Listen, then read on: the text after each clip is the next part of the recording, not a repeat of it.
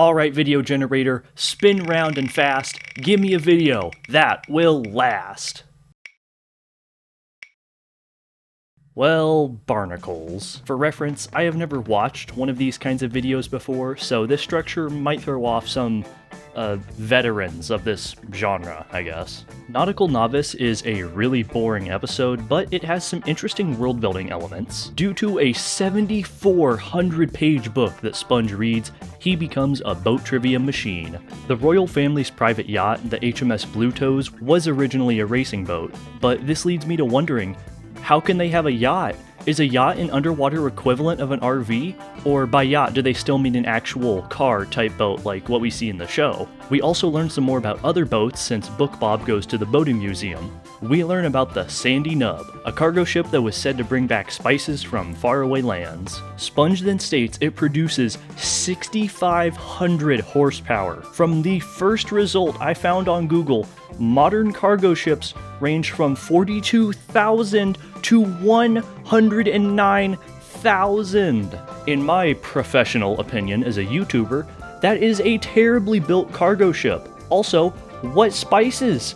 From my lackluster research, spices don't originate underwater unless they were scavenged from shipwrecks. Does this mean Bikini Bottom and the entire ocean have excavation operations for sunken boats? It would explain the few times we've seen oil or gasoline, and this further leads to Bikini Bottom likely having scaled the tech tree off of destroyed cargo. And there might be a few ways you could interpret that, but if we go with what Nickelodeon says of Bikini Bottom being under Bikini Atoll and believing the nuclear mutation theory, then Bikini Bottom started around the 1950s.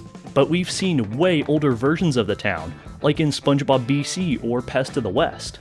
Anyways, back with Nautical Novice, Mrs. Puff says that if SpongeBob doesn't take control of the giant ship, they'll kill millions of people in town. What? Millions? I'd be shocked if Bikini Bottom even had 25,000 people. There's also a forbidden boating technique called the reverse 720 tailspin, which SpongeBob has to do to save the town.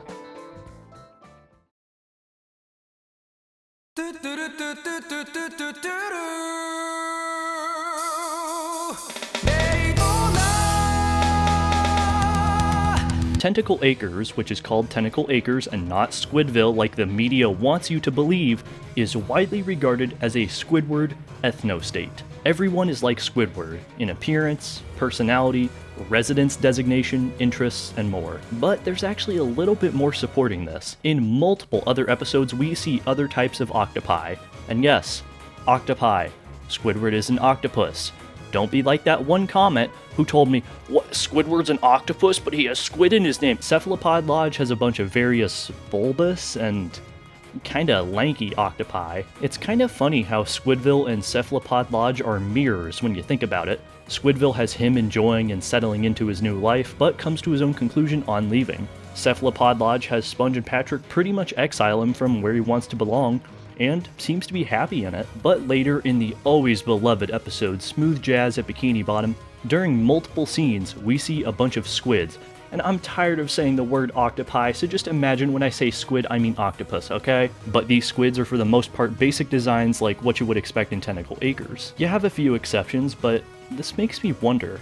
Pretty much every squid in the show joins some kind of collective. Cephalopod Lodge is obvious, and Tentacle Acres takes in members who are broken from society and gives them a place to stay, complete with commercials talking about how happiness is just a suction cup away. That was the suction cup sound effect. How does Tentacle Acres benefit from this? There are some squids who work jobs and they have a local economy, but not enough to support this level of community. They obviously have money since we later see a giant group of them at the KelpieG concert, and we see the turkey sandwich guy and a few other similar designs. Also, side tangent, I hate this big guy. He steals Sponge and Squid seats, which shouldn't even be possible. They had to get tickets for designated seating, so this bozo should have his own seat somewhere, but no! He has to be a parasite on the world and steal someone else's. Maybe we should make him suffer through a Squidville boredom montage. Tangent over, but all of the squids succumb to KelpieG's music, which is in line with a majority of the audience being from Tentacle Acres. They like jazz, and of course Kelpie is a saint at that, but I find it odd the squids left Tentacle Acres for a concert. They were more than likely provided with the concert from the neighborhood. Wouldn't that break the boredom cycle and give them a chance to see the outside world? Uniformity is supposed to be their whole thing. I mean, all of them have the same hairstyles and same outfits. But maybe, just maybe, there is a reason for this. Now, I don't mean to go all Alex Bale or skin theory on you guys, but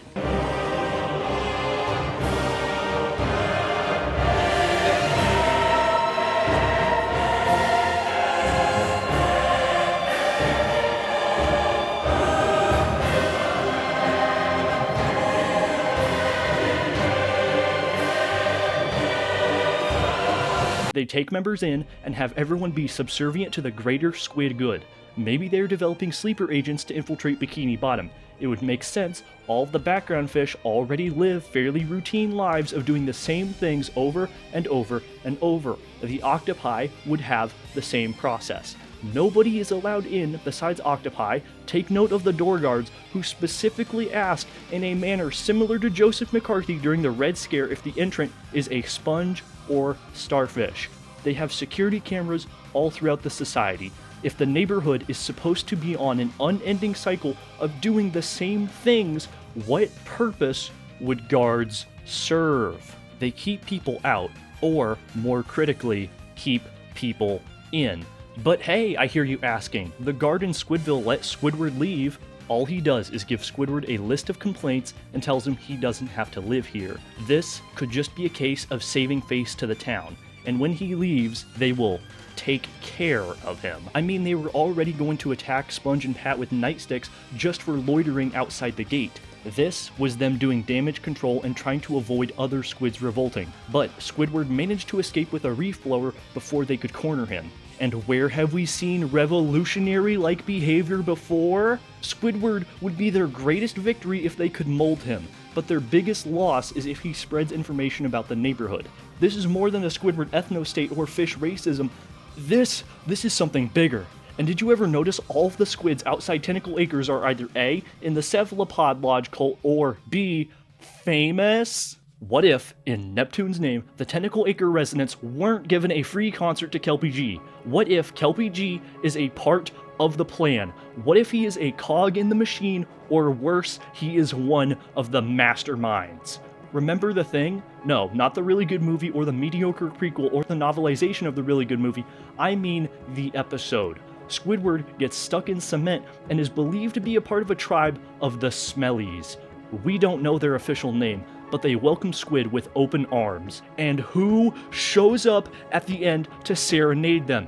Kelpie Fishing G. The Smellies are not unique creatures. They were former octopi with their own lives who are now being remodeled to serve in Tentacle Acres, and Kelpie is their Pied Piper. And that explains the bombardment of cultural arts in Tentacle Acres. They are probably trying to groom the next Kelpie G. Squidward is welcomed because they thought he was another lamb being brought in, another brother. Even in the episode, he goes through his own trial to make it there. With him narrating, he had to wander for 5 days in jellyfish fields. Bikini Bottom is not aware of whatever species these things are. As when they capture Squidward, it's a long story, they mark his species as unknown. So the Smellies are in some kind of underground operation that connects back to Kelpie G. Even at the end of the episode, Cult Master G tells the creatures to prepare for their daily serenade, and he literally calls them his children. This is prime cult behavior. And who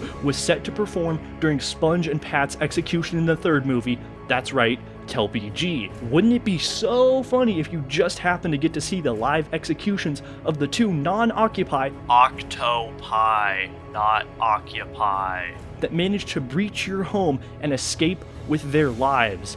They are a risk and you need to watch them die. But what about the actual cult we see? The Cephalopod Lodge octopi don't seem to be a part of Tentacle Acres. Their designs are far too different. They might be victims of the Kelpie G remolding process, but what if they are a branch of the cult? Maybe a leader got kicked out or managed to escape and still faltering to cult-like tendencies made their own family. Haven't you ever noticed there are practically no octopi outside of these locations?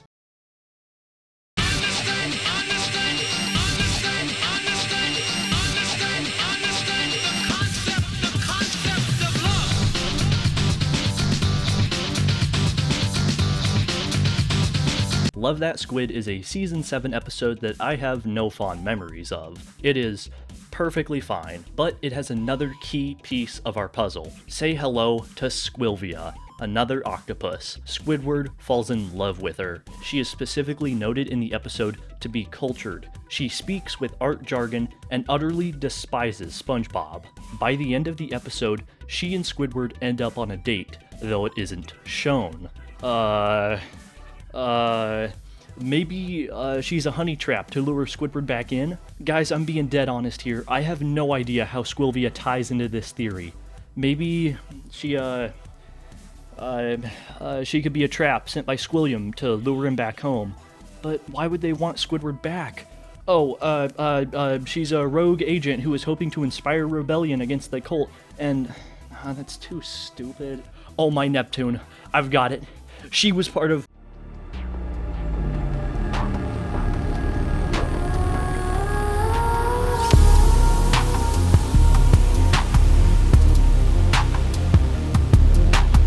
I know exactly what you were thinking. Don't worry. How does Squidward fit in to all of this? Is he an escaped cult member? Is he a sleeper agent? I claim that Squidward managed to flee before getting remolded like so many octopi before him. Maybe their training just failed on him. This is where his desire to get attention and fulfillment from the town comes from. I think he is a mix of what he was programmed to be and his own self. Take a breath of fresh Squidward. When he gets shocked by the fence, his personality entirely reverts. Just a random jolt doing that? Maybe. Or maybe it's messing with the remnants of his programming in his brain. He is incredibly nice, which is unlike the other octopi of the cult. But again, I think this is the equivalent of short-circuiting him for a bit. He's partially reverting and adapting. He either wasn't good enough to the cult, or worse, had to watch all of his friends slowly turn into bricks of themselves. We can assume this happened sometime after high school, as he does recount good memories of his early life. Makeout Reef, good times, comes to mind immediately, but we do also know that Squidward's father loved him very much. But how does his family tie into any of this? Squid is an only child. We know this from an episode, so we can't have any twin switching shenanigans. We don't know much about his actual parents. I'm recording this before we're supposed to get one about, like, his dad coming to town, but it is safe to say they were at least decent. But Grandma Tentacles, I could see her being part of the cult. Maybe that's why Squidward is so terrified of her in most of her appearances. She is abusive, such as by hitting him with her cane, and she also has a permanent hold in his mind. Also, according to Squid and Krusty Towers, her baking was awful. I don't think it's abusive, I think she just sucks at cooking. Now, I know exactly what you are thinking, dear viewer. We are missing one squid. All of the notable octopi in the series are special. Kelpie G is a musical god. Claire St. Clair is the same. But don't you notice how it's a black and white split of squid?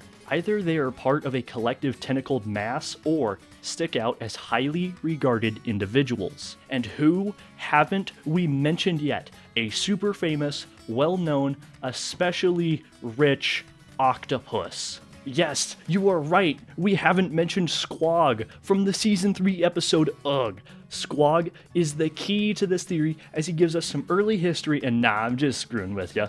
It's Squilliam. So if the cult is grooming new members, I have two ideas. First, he is a primary sponsor of the cult. He has a balloon/casino and a gorgeous house complete with hot tub elevator, but I think he gets all of his cash from the cult. So more likely, the other idea is true. Squilliam is a victim of the cult and is being used as a puppet head for greater masters. Think the frontman from Squidward Game. Squilliam gets his own identity and actions, but he still serves a greater purpose. But why does he have a special interest in Squidward? Why torment him so much instead of just turning other squids into smellies and remolding them? This works further with our Squidward being an escaped victim of the cult theory. With my ramblings so far, we can assume Squidward and Squilliam did go to the same school and band class, and Squidward presumably sucked eggs, as Squilliam states. So, they grew up together, likely with a bunch of other squids. But Squidward Q Tentacles sucks barnacles at playing the clarinet and art. That point of the show is debatable, but the fish of the show shun him, so we're assuming in-universe his art is just bad. But we never see Squilliam do any art. Sure, he was set to play the Bubble Bowl, but he would only compose. Squilliam, somehow in the past, siphoned Squidward's artistic ability. This explains how Squidward didn't become a Smelly. There was likely an opportunity to escape since it was a different process. Maybe siphoning the passion from someone stops them from becoming a Smelly.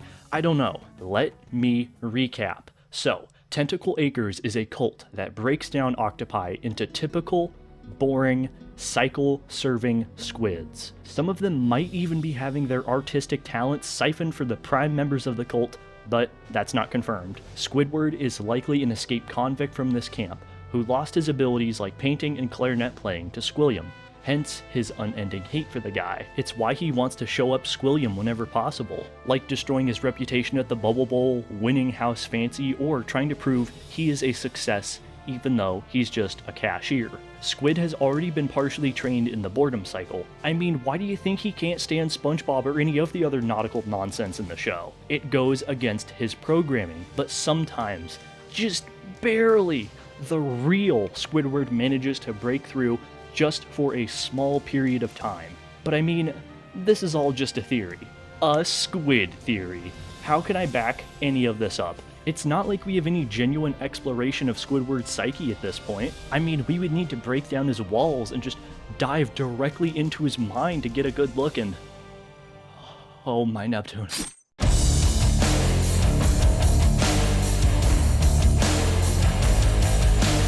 Squid is chipper and joyful due to having a clarinet recital later in the day, but grows angry at not having any personal locker to stow his belongings in. This might be the single most important episode to this theory.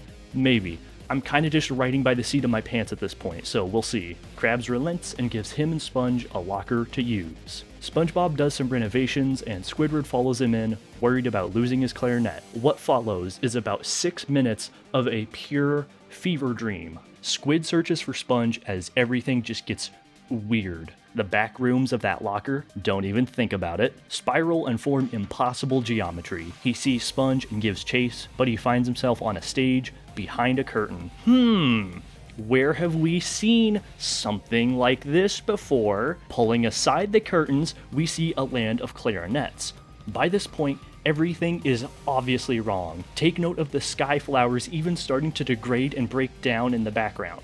Squidward crashes nose first into the guardian of this land. In an oddly mythical tone, he tells Squidward clarinets are not owned. The eagle then wants to know why Squidward is really here. Squid dodges the question with an insult and gets grabbed by the eagle. The sacred one tells him he needs to learn respect and eats him. Squid falls through the body of the eagle, still refusing to end his chase for SpongeBob, and lands in a room. Dual mirrors oppose him, and they blare their clarinets at him when he tries to escape. He tackles SpongeBob and ends up in a pinball machine. He emerges into the palm of Patrick. Patrick doesn't know why he is here either, but quickly flees after sensing the pressure.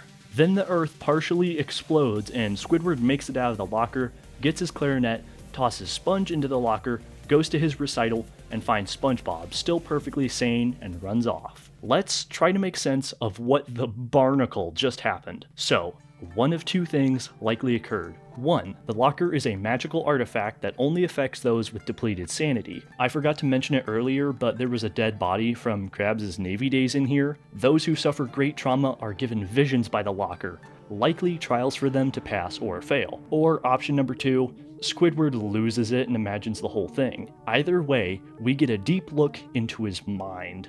The stage and the clarinet land are easy. He wants to perform and is scared of being harassed for his talent. He wants to roam free and not be persecuted for his passion in arts. Who's the eagle? My guess is whoever tried to remold him back during the early days of Tentacle Acres. Anyways, screw all that. What happened in that room? Ladies and jellyfish, we have just been shown the ultimate reveal. This is the remolding room, or an approximation of it. This is where his talent was siphoned out. This is where squids are broken down into soulless husks. This demonic room, wherever it is, maybe under Tentacle Acres, maybe near the Smelly's home, or anywhere else, is where everything happens. Notice how Squidward has to literally watch other versions of him steal his own clarinet and play it back at him. And of course, the pressure is pressure. What kind? I don't know.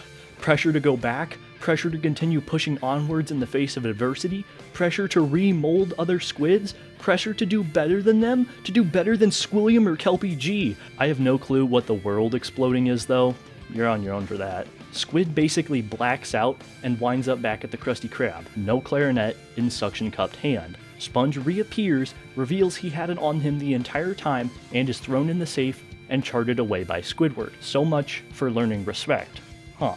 Notice how SpongeBob does not suffer from being in the locker. At all. I can't believe it. We literally got a first-hand account of the remolding room, or a fear-induced recreation of it. There you go. I don't think I could get any piece of evidence as strong as that. Squidward is a former member of an octopus-based cult that breaks down their members and remolds them into soulless puppets. Their siphoned passion is sent to the big shots of the cult, and it is showing no signs of stopping. To make a milkshake in Bikini Bottom, you need a milkshake license.